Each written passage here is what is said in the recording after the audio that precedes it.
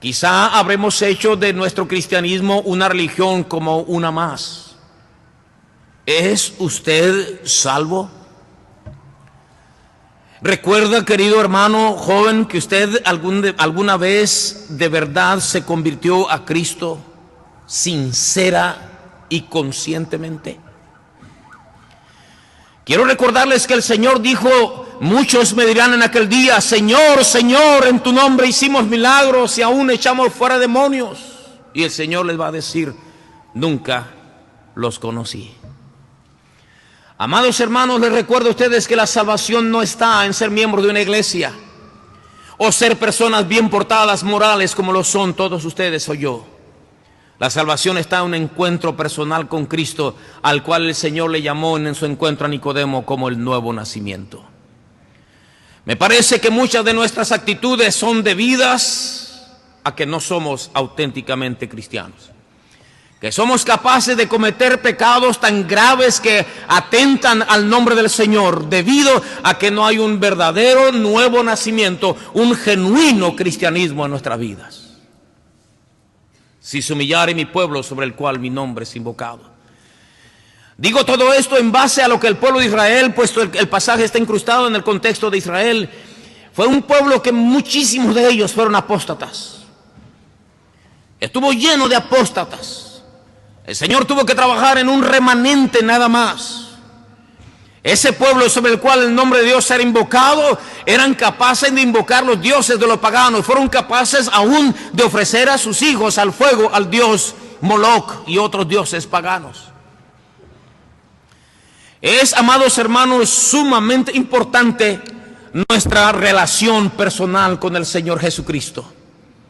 Usted deberá contestar para su propia satisfacción con plena certeza: ¿es usted salvo? ¿Puede usted declarar con todo su corazón: yo tengo al Señor Jesucristo como mi Salvador? Recuerdo aquel día cuando alguien me habló de Cristo y yo caí de rodillas y le dije: Señor, perdóname, soy un vil pecador, me voy a ir al infierno si yo sigo así, me arrepiento, perdóname, creo en el Señor Jesucristo con todo mi corazón. ¿Qué de nuestra salvación personal? ¿Recuerda el día? ¿Qué de la salvación de su cónyuge? ¿Es salva su esposa? ¿Es salvo su esposo? La persona con la cual usted duerme, la persona con la cual usted vive, la madre de sus hijos, el padre de sus hijos, el amado de su alma, ¿es segurísimo que es salvo? ¿Qué de la salvación de sus hijos? ¿Son salvos sus hijos? ¿Usted ha tenido la suficiente cautela para asegurarse que su hijo haya verdaderamente nacido de nuevo? No estoy diciendo que los que cometemos pecados espantosos es debido a que no somos salvos. Pero ¿no será que los muchachos, sus hijos, jovencitos, adolescentes, jóvenes o aún ya adultos, son capaces de hacer cosas tan terribles sin el más mínimo llamado de su conciencia, sin el más mínimo reconvenimiento del Espíritu Santo, sin ningún cargo de conciencia? Cometen cosas, dicen mentiras de una manera tan flagrante, tan simple, tan fácil. ¿No será porque no tienen a Cristo en su corazón, el Espíritu Santo morando en ellos? No es, amados hermanos, motivo para escalofriantes pensamientos pensar que nuestros hijos se vayan a morir y ser consumidos en las llamas del fuego. El infierno es una terrible y espantosa realidad. El Señor Jesucristo lo habló una y otra vez. Los escritos sagrados mencionan más de 150 veces el infierno, para decirnos: el infierno es real. La razón por la cual Cristo vino del cielo y pagó el precio de su sangre, y Dios de tal manera nos amó, es porque el infierno es real y quiso salvarnos de la llama del infierno, porque de tal manera nos amó. ¿Es salvo tu hijo? ¿No te has conformado, amado hermano, no te habrás conformado con que tu hijo sea de vez en cuando visitante en la iglesia?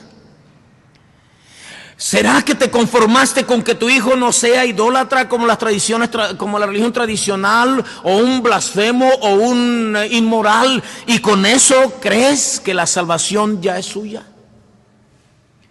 Las personas más morales y más dignas de entre nosotros, al morir irán al infierno si no tienen a Cristo como su Salvador personal, porque la salvación no está en ser una persona moral. ¿Son salvos nuestros hijos? ¿Es salvo tu muchacho? ¿Es salva tu muchachita? ¿Son verdaderamente hijos de Dios? ¿Sus nombres están escritos en los cielos? A juzgar por sus actitudes, hermano, no te quiero ofender, estoy sinceramente hablando y no estoy pensando en nadie en particular necesariamente. A juzgar por las actitudes que tiene tu muchacho, tu muchacha, no se te mete la espina dentro de ti. Quizá no es salvo, quizá no es salva. ¿No te asusta pensar que tu hijo el día de mañana, cuando estés en el trono del Señor, en el tribunal de Cristo, lo veas descendiendo al abismo del infierno y te señale y te diga: papá, no te preocupaste por mí, no oraste lo suficiente por mí, mamá, fuiste un mal ejemplo para mí, tú sabías que yo era superficial, ¿por qué? ¡Auxilio! Me voy al infierno para siempre, por la eternidad. El infierno es algo mucho más terrible de lo que uno está acostumbrado a pensar. Si se humillare mi pueblo sobre el cual mi nombre es invocado. El cristianismo no es una religión de juguete, no es una religión que satisface ciertas inquietudes del alma que busca a Dios. El cristianismo es la persona del Señor Jesucristo, quien vino a salvar lo que se había perdido. ¿Qué de tu salvación? ¿Qué de la salvación de tu cónyuge? ¿Qué de la salvación de tus hijos? ¿Hay conciencia de pecado en tu casa, amado hermano? Cuando entra el pecado en tu casa, robo, mentira, lascivia, pereza, indiferencia, inmediatamente en el seno del hogar cae una tremenda conciencia de pecado que lleva a papá y a mamá a decir: hijos, estamos mal delante del Señor, hay que confesar pecado. Si se humillare mi pueblo sobre el cual mi nombre es invocado. ¿Hay conciencia de pecado en tu casa? Permítame, por favor, por unos minutos meditar con usted en Éxodo 20. Vayan todos, por favor, a Éxodo 20. Y leeremos los versículos que contienen los 10 mandamientos, la ley de Dios. La Escritura dice que la ley ha sido nuestro ayo para llevarnos a Cristo. La Biblia dice que la ley nos exhibe como pecadores para hacernos sentir la necesidad de un Salvador. La ley nos hace saber lo negro y terrible que es el pecado. Los 10 mandamientos nos hacen ver que lo que hacemos nosotros es terriblemente pecaminoso y ofende a Dios y nos lleva a la condenación del infierno. Es necesario, hermanos, que nosotros seamos conscientes de lo que es el pecado, lo grave que es el pecado, lo terrible que es, para que dejemos de celebrar cuando nuestros hijos dicen esas mentiritas blancas y se les salen esas blasfemias de sus bocas y son capaces de robar y traerse cosas de donde no deben, y son capaces de decir cosas en contra de Dios y de las cosas de la Biblia con una ligereza tremenda. Deberíamos, hermanos, ser más conscientes de la ley de Dios. Dice la Escritura, Éxodo 20: no tendrás dioses ajenos delante de mí. Primer mandamiento. Oh, pastor, yo no tengo dioses, yo ya me dejé de esas cosas. Y a veces queremos creer que los dioses de los cuales la Biblia hace referencia son solamente aquellos que tienen la religión tradicional, vírgenes y santos a los cuales veneran. Pero me temo, hermanos, que muchas cosas se han metido como dioses en nuestras familias, en nuestros hogares. Todo aquello que toma el lugar de Dios, todo aquello que roba nuestra admiración para venerarlo, todo aquello que toma el lugar de nuestros pensamientos, de nuestra meditación, de nuestros anhelos, son dioses falsos que se han metido en otros hogares. Estoy hablando de los deportes, estoy hablando de la farándula, estoy hablando del amor al dinero, estoy hablando del estudio, estoy hablando de aquellas cosas que nuestros muchachos los tienen verdaderamente embelesados. No tienen allí imágenes de los dioses antiguos, no tienen allí imágenes de las deidades de los dioses de la religión tradicional, pero tienen al deportista y su anhelo es ser un deportista como él, y quieren ir y quieren llegar a tener esas habilidades, y tienen a un artista y quieren ser como él y tener esa fama y ese dinero, y quisieran ir a Hollywood y quisieran tener mucho dinero para ir a conocerlos y gritar como todos en frenesí cuando lo vean y besarle la mano. Esos son dioses. Los muchachos se interesan más en los dioses falsos que en el Dios vivo y verdadero. La Escritura dice: no tendrás dioses ajenos delante de mí. Así dice la ley de Dios. Y la ley de Dios es condenatoria, te conduce a la misma desgracia de la condenación. Y luego Cristo entra al rescate. Pero no vamos a ser conscientes de la salvación si primero no somos conscientes de la gravedad del pecado. El segundo mandamiento dice: no te harás imagen ni ninguna semejanza de lo que esté arriba en el cielo, ni abajo en la tierra, ni en las aguas debajo de la tierra. No te inclinarás a ellas, ni las honrarás. Porque yo soy Jehová tu Dios fuerte, celoso, que visito la maldad de los padres sobre los hijos hasta la tercera y cuarta generación de los que me aborrecen. Y acuérdese usted, no estamos hablando de las vírgenes y los santos de los paganos. Estamos hablando de los dioses que se han metido en nuestros hijos, que nos han robado el corazón para volverlo al corazón, para volverlo hacia los ídolos. Estoy hablando de aquellas cosas que tienen a nuestros hijos tan fascinados, tan embelesados, tan atraídos, que son capaces de anhelarlos. Y dice la Escritura: hacerse imágenes, aunque sean mentales, de ellos. Dice el Señor: yo te recuerdo que yo visito la maldad de los padres sobre los hijos hasta la cuarta generación de los que me aborrecen. ¿De qué estamos hablando, hermanos? Estamos hablando de los paganos que viven por allá en los otros continentes. Estamos hablando de nuestros hijos y de nadie más. Estamos hablando de la importancia de que mi pueblo se humille, dice el Señor, para yo poder bendecir y sanar su tierra. Estamos plagados de pleitos familiares, plagados de divisiones, plagados de montones de cosas en nuestros hogares, y no estamos viviendo la vida cristiana que honra al Señor, dispuestos a sufrir por Cristo, a pasar lo que sea necesario por Cristo. Queremos una vida cómoda donde Dios nos bendiga y tengamos toda clase de bendiciones materiales para poder decir así: mira, Dios nos da una vida bien plena aquí, pásatela con nosotros, que la vida cristiana es de un lecho de rosas, cuando no es así. Cristo dijo: en el mundo tendréis aflicción. El cristiano es uno que sabe que este mundo no le pertenece, no somos de aquí. No hemos venido para disfrutar de este mundo, hemos venido aquí para honrar al Señor. Nuestro mundo, si me permite la palabra, nuestra vida está mucho más allá. Dice la Escritura que aquellos que vivieron por la fe no recibieron lo prometido en esta tierra. Lo miraban de lejos y lo saludaban sabiendo que les esperaba un galardón. Tenían puesta su mirada en el galardón. El siguiente mandamiento dice así: no tomarás el nombre de Jehová tu Dios en vano. Y luego sentencia y dice: porque no dará por inocente Jehová al que tomare su nombre en vano. Tomar el nombre de Dios es algo tan fácil y tan ligero hoy en día. Usamos el Dios mío, Dios bendito, Padre santo con una ligereza tan tremenda. Lo mezclamos con maldiciones o lo igualamos a una maldición, a una expresión común y corriente. Lo mismo decimos una majadería, lo mismo que decimos un Dios mío. Y dice el Señor: no voy a tener clemencia por eso. No daré por inocente al que tome mi nombre en vano.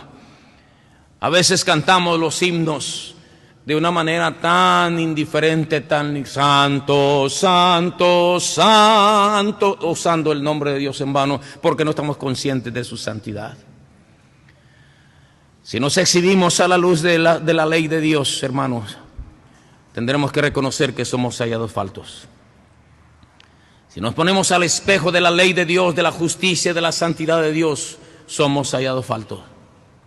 No tomarás el nombre de Jehová tu Dios en vano. Nuestros hijos deben saber que el nombre de Dios es un Dios temible, digno de toda reverencia. El siguiente mandamiento dice: acuérdate del día de reposo para santificarlo, y habla del día del Señor. Le ponemos toda clase de excusas, de pretextos al día del Señor. La adoración al Señor en su día, hermanos, es para cuando tenga tiempo y nuestros hijos vienen a rastras y con dificultad y llegan tarde con una gran indiferencia, deseando que el culto ya haya avanzado mucho para que le falte poco, y que vaya a venir un predicador que no predica tan largo y que por favor no esté tan aburrido, y ojalá metieran himnos más contemporáneos y batería para que estuviera más nice, haciendo del día del reposo una profanación. ¿Dónde está nuestra vida espiritual? Necesitamos hacer conciencia, mis amados hermanos, de nuestra condición. Si se humillare mi pueblo sobre el cual mi nombre es invocado. Eso habla de una tremenda conciencia de la realidad espiritual en la que vivimos nosotros. Dice el versículo 12, quinto mandamiento: honra a tu padre y a tu madre para que tus días se alarguen en la tierra que Jehová tu Dios te da. Esa expresión dice: si no honras a tu padre y a tu madre, yo te mato. Para que tus días se alarguen sobre la tierra, y dice, si no, es decir, si no lo haces, tus días se van a cortar. Eso quiere decir, yo soy capaz de quitarte la vida. El Dios que nos dio la vida nos la puede quitar. ¿Saben en qué contexto? Ahí está: honra a tu padre y a tu madre. Los muchachos se vuelven contra su padre y su madre con una tremenda libertad. Los amenazan, los desprecian, les hacen ademanes, les alzan la voz a su papá y a su mamá. Y si bien es cierto, muchas veces los padres provocamos eso no justifica. Si es cierto que los padres somos muy necios y somos muy insensatos y los provocamos a ira, de ninguna manera eso justifica a ningún joven, ningún niño, ninguna señorita a levantarle la voz a su padre y a su madre. Dice el Señor: ¡hónralos! Mis amados hermanos, las actitudes de esos muchachos y muchachas, esa desobediencia que hacen tan descarada, perdóneme esa palabra, no encontré otra de momento, ¿no será que su hijo verdaderamente no ha nacido de nuevo? ¿Te respeta tu hijo por temor a Dios? Por temor a su Señor y Salvador, él se esfuerza por hacer las cosas que sean agradables delante de Dios, ¿o le importa poco? Honra a tu padre y a tu madre para que tus días se alarguen sobre la tierra que Jehová tu Dios te da. El mandamiento que sigue en el versículo 13 dice: no matarás. Ese es el sexto mandamiento: no matarás. El Señor Jesucristo dijo que a una persona que odia es lo mismo que el asesinato. Somos tan fáciles de guardar rencor y de desear el mal a otra persona. Ojalá se muera para que se le quite. Y el día que se muera, yo no me voy a poner triste por eso. Está infringiendo el sexto mandamiento: no matarás. El Señor Jesucristo hizo de los mandamientos algo mucho más relevante. No es que Él los duplica, lo que el Señor hace es exhibirlos tal como son. Él dijo: has oído, no codiciarás, no adulterarás. Yo digo que si miras a una mujer para codiciarla, ya adulteraste con ella. Está diciendo, el mandamiento es mucho más grave de lo que tú lo ves. No matarás. Muchas veces, hermanos, podemos decir, ninguno de nosotros, por supuesto, hemos asesinado a nadie. Pero muchas veces, hermanos, estamos cometiendo el mismo pecado porque deseamos el mal a las personas, aún a nuestros seres queridos. Que Dios tenga misericordia de nosotros. No cometerás adulterio, versículo 14, séptimo mandamiento. El Señor Jesucristo dijo: cualquier pensamiento lascivioso es igual que cometer adulterio. Y créame, amados hermanos, que no hay hombre aquí que no seamos culpables de esto. Nada lo justifica.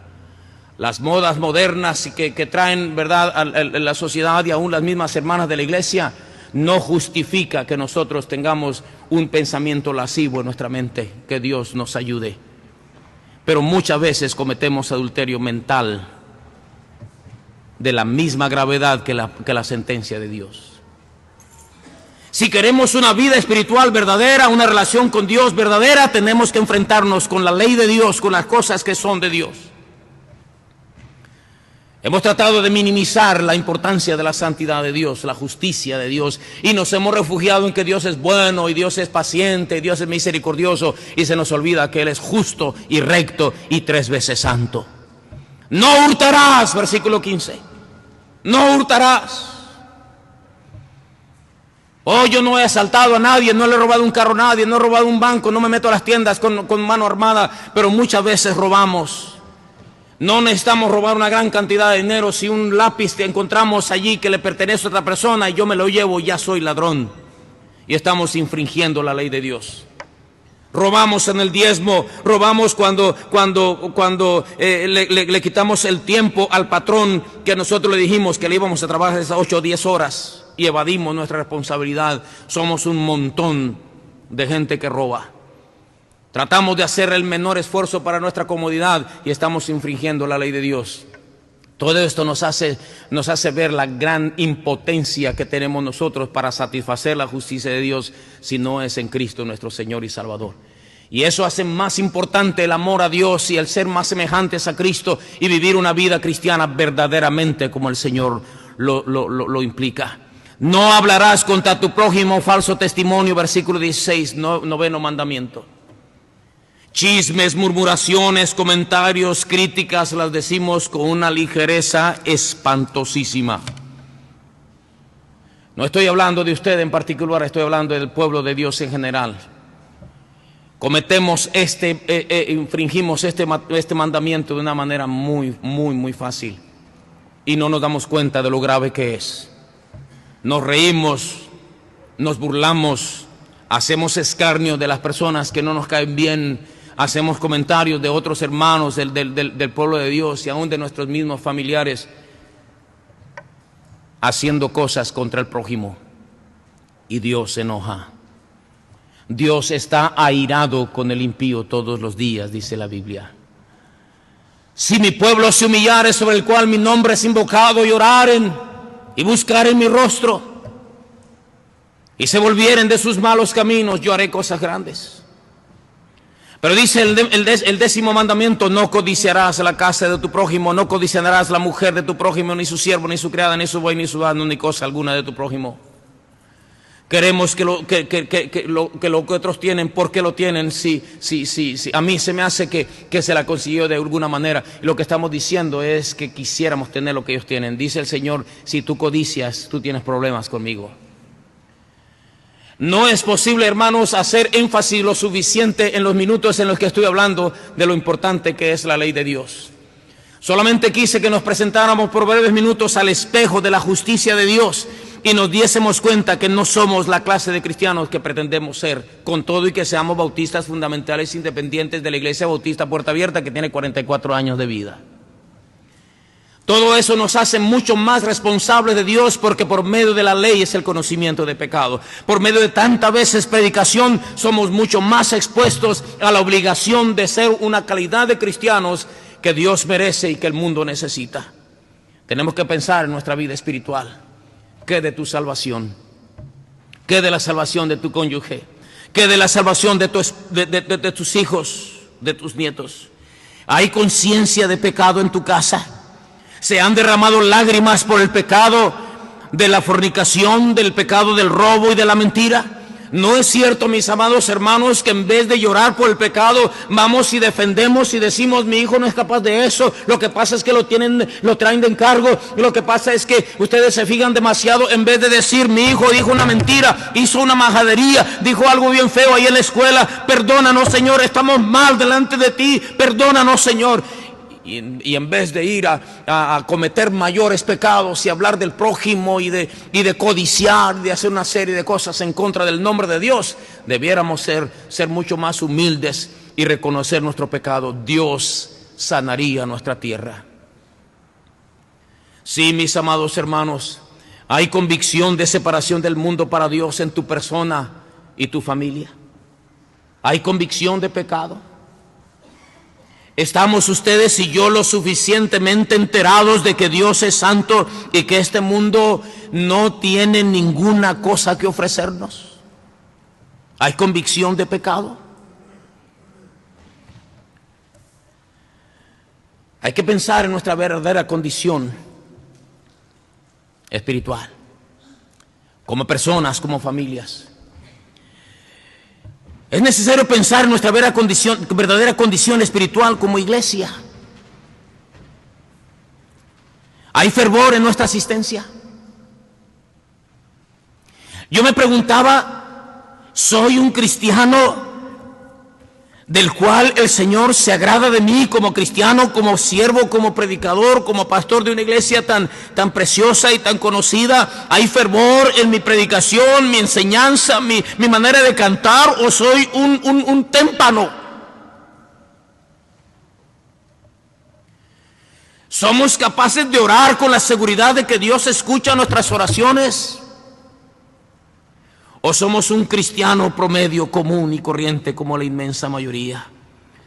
Cuando venimos a la iglesia podemos decir, voy a la iglesia, voy a estar en la iglesia, qué bendición, voy a estar y voy a cantar y ojalá que Dios bendiga al pastor y al maestro y nos enseñen muchas cosas bonitas. Vamos a ver, vamos aprendiéndonos el versículo.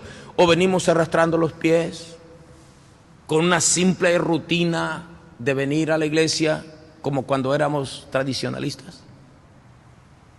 ¿Hay fervor en tu corazón? No pienses en otro, piensa en ti. Yo pienso en mí. ¿Hay fervor en tus cánticos? ¿Se te enchina la piel cuando cantas aquellos himnos que apelan a una experiencia personal contigo, de Dios contigo? ¿O ya cantamos nada más por cantar? ¿Verdad, mis amados hermanos, que nos falta mucho? ¿No debiera, amados hermanos, haber una conciencia de pecado cuando alguna muchachita cae en fornicación, cuando una pareja sabemos que se está divorciando y separando? ¿No debiera la iglesia caer de rodillas? Señor, perdónanos. ¿Qué estamos haciendo? ¿En qué he fallado yo? Me pregunto como pastor, pero no es el pastor el único. ¿En qué hemos fallado cada uno de nosotros para que la iglesia no sea una iglesia santa y se meta al pecado con una facilidad tan tremenda? ¿Hay fervor en nuestros cultos? ¿Hay verdadero y genuino interés? ¿Hay interés verdadero en las almas? Nos gozamos cuando un visitante viene como un potencial verdadero para ser una alma más arrebatada del infierno para el reino de Cristo. No para que venga a ser más multitud y crezca más la iglesia. Mucha gente está viniendo para que se sepa que somos muchos y le vamos ganando a todos los demás. Sino para que digamos, hay una alma preciosa más que mi Cristo, mi Señor que me salvó, ha salvado, también lo puede salvar. Oramos por los inconversos. Deseamos que vengan a la iglesia, no para que se llene el santuario, sino para que se aumente el reino del Señor. Hay interés en las almas. Una persona acepta al Señor Jesucristo como su Salvador. ¿Y qué hacemos? ¿Quién sabe si será sincero? ¿Quién sabe? Hasta interrumpimos al consejero o consejera a veces, dándole muy poco interés al valor de una preciosa alma por la que Cristo murió. ¿Hay fervor en nuestras oraciones, amados hermanos? ¿Nuestras oraciones traspasan este techo? Es menester que el que ore a Dios crea que le hay. El que se acerca a Dios crea que le hay y que es galardonado de los que le buscan. ¿Hay conciencia de un infierno real en tu mente? Vivimos como iglesia en la conciencia de que tenemos una tarea que hacer. Almas se están yendo al infierno real y muchas de esas almas son nuestros amigos, nuestros seres queridos, quizá nuestros hijos, nuestros vecinos. ¿Hay un genuino amor por Cristo? ¿Hay un deseo verdadero de ser más como Cristo? Si se humillare mi pueblo sobre el cual mi nombre es invocado. Si se humillare mi pueblo sobre el cual mi nombre es invocado. Y oraren. Y oraren. Primero, amados hermanos, es necesario arrepentimiento humilde y profundo. Me pregunto, hermanos, si el exhibirnos a la ley de Dios y el trabajo del Espíritu Santo en nosotros hasta este punto de la predicación ha sido suficiente como para decir, Señor, yo tengo que arrepentirme yo quiero pedirte perdón por mí mismo, por mi familia, de quien soy responsable. Si se humillare mi pueblo. Y eso lo dijo el Señor hablando con Salomón respecto de cuando el pueblo fuese dañado por haberse alejado de Dios. Escúcheme, hermano, déjeme insistir un ratito. ¿Está usted contento cómo van las cosas en su familia? ¿Está usted contento cómo van las cosas en la iglesia? ¿Verdad que hemos fallado? Nuestros hijos no tienen por qué ser groseros. Nuestra esposa no tiene por qué ser una chismosa peleonera. El marido no tiene que ser indiferente y blasfemo y haragán. No tiene por qué haber pleitos y disensiones entre nosotros, y si las hay, no tienen por qué perpetuarse, no tienen por qué durar. Nuestros hijos bien pueden ser provocados y nosotros también, pero somos vencedores en el Señor Jesucristo. Nuestras muchachitas no tendríamos que estar batallando con ellas por la manera en la que se visten, por la manera en la que hablan. Nuestros muchachos tampoco. No estaríamos batallando con su manera, de su apariencia, porque verdaderamente amarían al Señor Jesucristo. Serían capaces de detectar el peligro del Facebook, del Twitter. Hermanos y hermanas, esposas de pastores, pastores, obreros, obreras, se pasan el día entero en Facebook, parece que no tienen nada que hacer. Y yo cuando me entero de eso me pregunto y digo, ¿qué estoy haciendo como pastor? ¿Qué estoy haciendo? ¿Estoy enseñando qué? ¿En qué estoy entreteniendo a la congregación para que no nos demos cuenta del error de nuestros caminos? Publican las fotografías de cuando andaban en la playa, de que estoy haciendo esto, gente que lo único que piensa es que no tienes nada que hacer. ¿Qué pasa con tus hijos? Con razón tu esposo, tus hijos andan como andan, tu esposa andan como andan. Hemos sido dañados. Hemos sido dañados. El mundo y la ciudad de Tijuana con su ímpetu mundanal ha afectado a la congregación y las familias que la conformamos. Pero si se humillare mi pueblo, si se humillare mi pueblo, ¿estarías dispuesto de llegar hasta las lágrimas para pedir el perdón de Dios? Porque dice, y oraren buscando mi rostro. Oh, amados hermanos, necesitamos oración sincera, profunda y constante. Oración personal, oración familiar y oración congregacional. ¿Oras a Dios? La mayoría de los cristianos me temo que oramos de una manera tan rutinaria. No aguantamos ni un par de minutos porque las rodillas nos duelen debido a la falta de costumbre de estar de rodillas. Porque de rodillas es cuando muchas veces tenemos que orar. Vivo yo, dice el Señor, que ante mí se doblará toda rodilla. ¿Oras? ¿Pasas tiempo orando de verdad? ¿Son tus problemas presentes delante del Señor en toda oración y ruego con acción de gracias, como dice la Escritura? Hermano, ¿sabes orar? ¿Has sido capaz de presentarte delante del Señor para llevarle tus cargas, tus peticiones, tus necesidades, tu pecado, tu arrepentimiento? ¿Has llorado delante de Dios diciéndole, Señor, no puedo vencer este pecado, no puedo controlar a mis hijos, Señor, si tú tuvieras misericordia? ¿Has orado? Si se humillare mi pueblo sobre el cual mi nombre es invocado, y oraren y buscaren mi rostro. ¿Oras en la familia? ¿Oras con tu familia? ¿Oras con tu esposa? ¿Oras con tus hijos? Y oraren. Sí, oraren. ¿Cuándo fue la última vez que tú y tu familia se arrodillaron juntos para orar? Los 3, los 4, los 5, los que sean. Y aún hasta el más chiquitito supo orar. Qué momentos tan deliciosos son aquellos cuando uno ve a los hijos orando, diciendo con su corazón tan inocente e ingenuo las cosas que sienten en su pecho. ¿Has orado en la familia? Amados hermanos, no tenías por qué haber perdido tu familia, tu hogar, tu matrimonio. Pero ¿sabes qué? lo puedes recuperar si se humillare mi pueblo, sobre el cual mi nombre es invocado, y oraren y buscaren mi rostro. Oración personal, oración familiar, oración en forma congregacional. Cuán pocos son los hermanos que de alguna manera están envueltos en la oración de la iglesia. Somos una tremenda minoría los que venimos a orar. La iglesia tiene que ser una iglesia que ore. Hermanos, si toda la iglesia, todos y cada uno de los que venimos a esta congregación orásemos.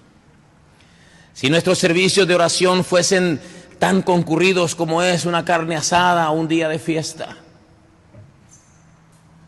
Si ese viernes de oración la mitad de ustedes diría, yo sí puedo ir, la mitad dicen, no puedo ir, pero de poder yo estaría allí, pero voy a ir el martes, pero voy a ir el sábado en la mañana.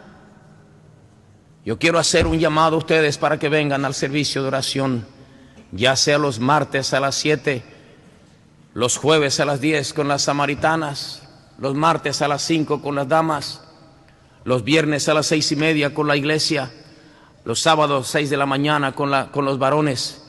Y quiero pedirle a los jóvenes que comiencen reuniones de oración también.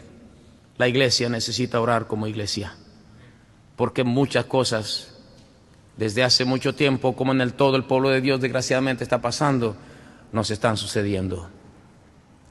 Tenemos necesidades económicas, pero eso es lo menos.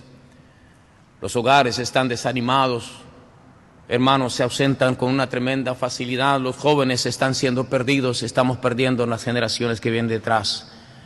Pero si mi pueblo se humillare y orare y buscar en mi rostro, ¿no te propondrías en tu corazón, hermano, hacer algo un poquito más? En vez de confiar que otros oran por ti, tú dices, yo vengo para orar por los demás y no solo por mí mismo. Y dice, si se convirtieren de sus malos caminos. Ahora el Señor pide un cambio completo en la forma de vida. Si se convirtieren y se volvieren de sus malos caminos, si pararen, si dijeren, ya hasta aquí, ya no más, ya voy a parar esa fornicación que estoy haciendo con mi novio o con mi novia, ya voy a parar, eso está ofendiendo a Dios. Ya no voy a volver a maldecir, ya no voy a volver a amenazar, ya voy a dejar esa televisión, esas novelas, esas películas y esa forma de vida y esas amistades. Ya, eso me está haciendo daño. Si se convirtiera en mi pueblo de sus malos caminos, dice el Señor. He requerido, hermanos, un cambio completo en la forma de vida. Para ya de echar culpas a los demás por la condición que tiene tu familia. Y seamos lo suficientemente capaces que quienes llevan la responsabilidad somos cada uno de nosotros en lo particular. Si se humillare mi pueblo sobre el cual mi nombre es invocado, y oraren y buscaren mi rostro, y se convirtieren de sus malos caminos.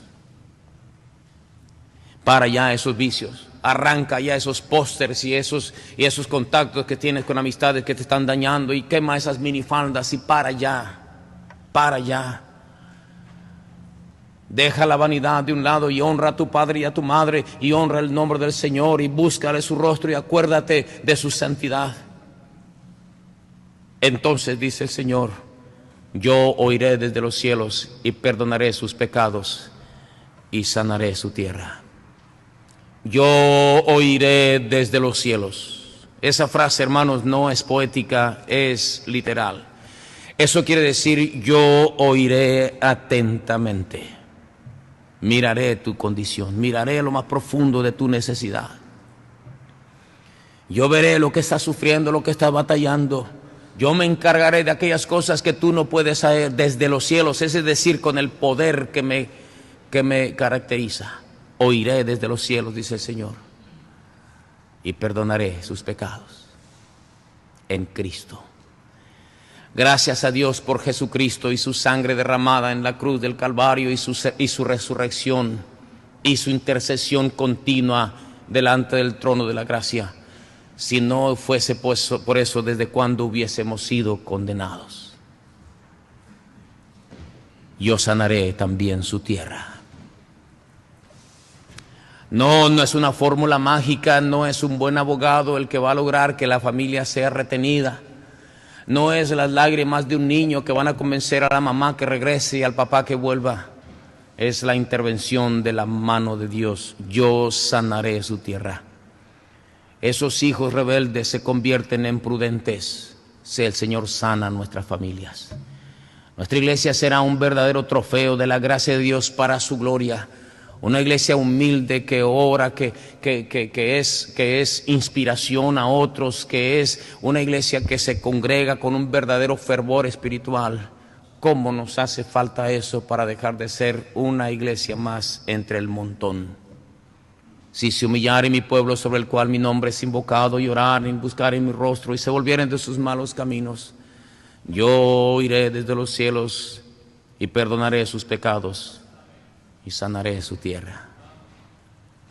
¿No quisieras que el Señor sanara tu tierra? Hemos sido exhibidos lo suficiente, mis amados hermanos, a la ley de Dios para darnos cuenta que no somos ni nosotros ni nuestra familia ni una sombra de lo que debiéramos ser. ¿Será que no somos salvos? ¿Será que nuestros hijos no son salvos? ¿O será que simplemente nos hemos alejado tanto que Dios para nosotros ya no es primero? Pero dice el Señor, mi pueblo sigue siendo mi pueblo, pero si ellos se arrepintieren, se humillaren, se oraren y me buscaren y se pararen de sus malos caminos, yo los sanaré, yo sanaré su tierra. Hijos rebeldes serían convertidos en muchachos y señoritas sencillos, contentos, fervientes, animados, consagrados. Separaría el matrimonio maltratado, la violencia doméstica, los problemas morales, los afanes por las cosas materiales, y un gran contentamiento con lo que tenemos reinaría en nuestras vidas, y dejaríamos de preocuparnos por tener más deseos de más y más y más, y la paz del Señor y el gozo del Señor, el fruto del Espíritu, impregnaría nuestras vidas y nuestros hogares, y como consecuencia nuestra iglesia, para la salvación de mucha gente y la gloria del Señor. Si tan solo uno a uno dijésemos, yo tengo mi participación. Ahora le digo a usted, hermano, ¿qué dice? ¿Qué de esto, de todo esto, le traerá usted a este altar a rendir cuentas delante de Dios antes que tengamos que hacerlo en el tribunal de Cristo? Vamos a orar. Señor mi Dios, tengo ante mí una congregación muy noble que ha sabido por muchos años oír callados la predicación. Una congregación que yo amo con todas mis fuerzas, que me ha sabido aguantar y me ha tenido aquí por largos años. Una congregación a la cual yo en mucho les he fallado. Una congregación noble que decide comenzar un verdadero avivamiento espiritual. Hay matrimonios dañados en la iglesia, Señor. Hay hijos rebeldes y apáticos, hay hombres indiferentes y mujeres problemáticas. Señor, sana la tierra. Te pido que traigas bajo convicción a todo aquel a quien tú le hablaste hasta lo más hondo en esta mañana. En el nombre de Cristo te lo pido. El altar está abierto, muchos están viniendo. El piano está tocando suavemente. No venga nomás por venir. Venga si Dios le habló. Venga si Dios le habló. Usted dice, yo no estoy contento con la vida espiritual que llevo. Yo tengo que pedirle a Dios perdón. Venga a pedir perdón al Señor. No a mí, al Señor. Si se humillare mi pueblo,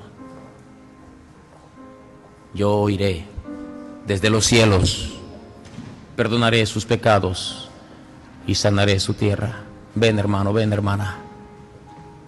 Dobla tus rodillas, a menos que estés enfermo o enferma, pero si puedes, deja que se ensucie tu ropa en el polvo del cemento de este templo, en señal de humillación delante del Señor. No me digas que te humillas si tu corazón Si tu cuerpo no se arrodilla lo suficiente, si puede arrodillarse, hágalo. Si se humillare mi pueblo, dile, Señor, en qué he fallado, Padre Santo. Mis hijos, Señor, mis hijos, su salvación. Gloria a Dios. ¿Cuál de esos mandamientos está siendo quebrantado día tras día en nuestros hogares? ¿Honran tus hijos a sus padres? ¿Son capaces de mentir, de blasfemar, de robar, de murmurar, de criticar, de escarnecer? ¿Qué dioses ajenos se han metido a tu casa, a tu vida? Dile, Señor, tú eres mi Dios. Tú eres mi Dios y el Dios de mi casa. Dame una familia ferviente, sana, sana. Pide por la salvación de tu marido, de tu mujer y de tus hijos. Pide. Señor, te ruego que sigas hablando a la congregación. Te pido que el mensaje siga resonando en los oídos mientras nos vamos y comemos y seguimos. No dejes que la predicación termine con esta oración. Que siga hablando, murmurando. Que tu Espíritu Santo siga hablando en nuestros corazones. Ayúdanos a seguir orando. A ser capaces de caer de rodillas, quizá en lo privado, en la casa o en el carro, y decir, el pastor tenía razón cuando me habló así. Y se quiten toda predisposición de que nos distraigamos o nos turbemos. Aquí está nuestra oración, nuestra confesión. Señor, hacemos lo que tu palabra dice. Nos arrepentimos y oramos buscando tu rostro y pidiéndote que nos des fuerzas para parar de hacer el mal. Sana nuestra tierra, sana nuestra iglesia, sana nuestra juventud, sana nuestros hogares que conforman la iglesia en el nombre de Cristo, para la gloria de tu nombre. Señor mío, que cuando tú vengas podamos entrar a tu presencia con la satisfacción de que hicimos lo mejor que pudimos para agradarte mientras estábamos en esta tierra. Ayúdanos a ser más semejantes a Cristo. Que tengamos las fuerzas cada uno de nosotros para comenzar a hacer lo que hay que hacer y dejar de hacer lo que hay que dejar de hacer. En el nombre de Cristo, el que venció sobre la muerte y el pecado. En ese nombre dulce oramos. Amén, Señor. Amén. Regrese a su lugar, vamos a terminar en oración.